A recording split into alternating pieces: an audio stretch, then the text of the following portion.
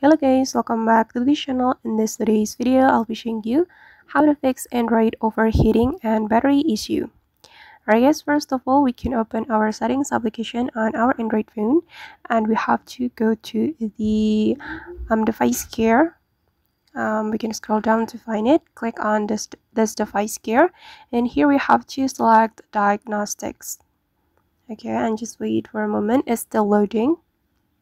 Alright, and if we want to fix Android overheating and battery issue, we can click on app battery usage diagnostics right here. And here, as you can see, that no apps detected using too much battery. So there's no battery issue and Android overheating on my phone. But if there is an app which use too much battery and cause Android overheating, it will appear right here, and we can fix it right here as well. And we can also go to the phone diagnostics. Okay, and you can select the battery status to check whether there is Android overheating and battery issue or not. You can click on battery status right here, and we can test it. Okay, and as you can see that my battery status is normal.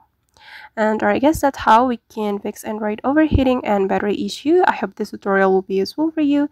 Thank you so much for watching, and see you on the next video.